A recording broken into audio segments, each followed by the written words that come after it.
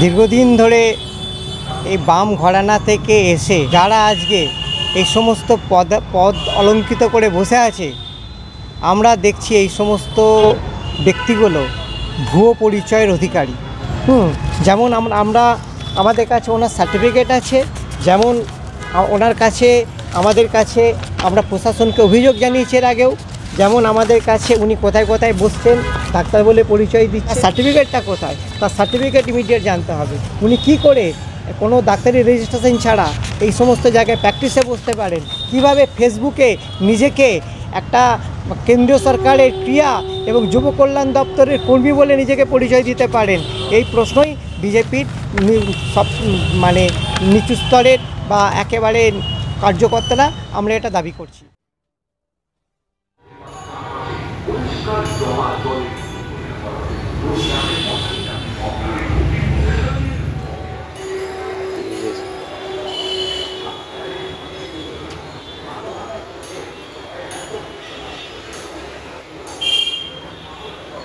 আমরা ভারতীয় জনতা পার্টির যারা কার্যকর্তা, বিশেষত যারা রাষ্ট্রবাদী কার্যকর্তা, দীর্ঘদিন ধরে এই বাম ঘরানা থেকে এসে জেলা সভাপতির মদতে যারা আজকে এই সমস্ত পদ অলঙ্কৃত করে বসে আছে, আমরা দেখছি এই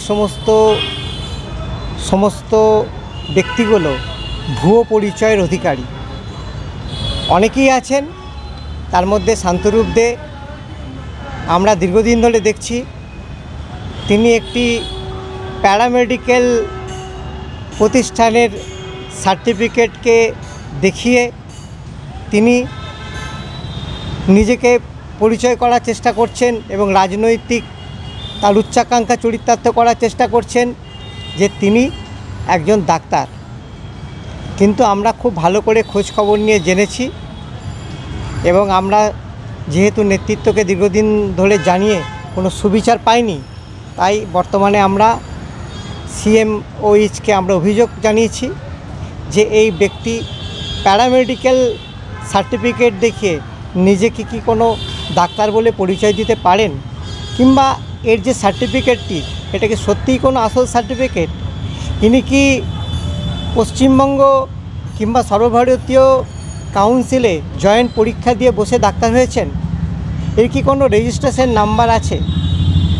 ভাবতে খুব দুঃখ হয়। নির্ভয়ের মতো একটা একটা আন্দোলন, যে আন্দোলনে সর্বস্তরের আপামর জনসাধারণ জড়িত, আমরাও জড়িত, সেখানে যখন প্রকৃত কোনো যুব নেতাকে সামনে রেখে এই আন্দোলন পরিচালনা এবং এই সমস্ত সংবাদ মাধ্যমের কাছে বিবৃতি দেওয়ার দরকার ছিল, তখন একজন অসৎ উপায়ে নিজেকে যিনি ডাক্তার বলে পরিচয় দেন তাকে সামনে রেখে তাকে আন্দোলনকারী মুখ হিসেবে দেখানো এবং বিভিন্ন স্থানীয় তথা সর্বভারতীয় চ্যানেলে তাকে দলের প্রতিনিধি হিসেবে তাকে পাঠানো, এটা একটা ন্যাক্কারজনক। আমরা ভারতীয় জনতা পার্টির যে সমস্ত রাষ্ট্রবাদী কার্যকর্তারা দীর্ঘদিন ধরে এই সমস্ত বাম সংগঠন থেকে আসা এই সমস্ত অধঃপতিত চরিত্র যারা আইপ্যাকের কাছে টাকা খেয়ে আমাদের কাছে পরিকল্পিতভাবে আমাদের সংগঠনটাকে নষ্ট করছে, তার বিরুদ্ধে আমরা প্রতিবাদে সামিল হয়েছি এবং আমরা কোনো ব্যক্তিগতভাবে কোনো অভিযোগ করিনি। আমাদের কাছে সমস্ত তথ্য প্রমাণ আছে, তথ্য প্রমাণ আপনাদের দেখাতে পারি।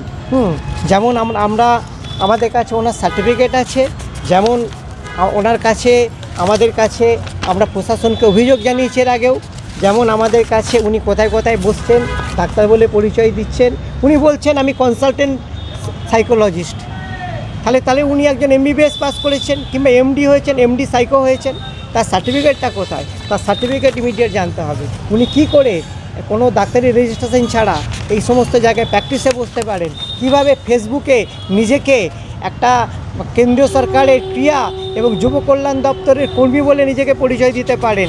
এই প্রশ্নই বিজেপির সব নিচু স্তরের বা একেবারে কার্যকর্তারা আমরা এটা দাবি করছি।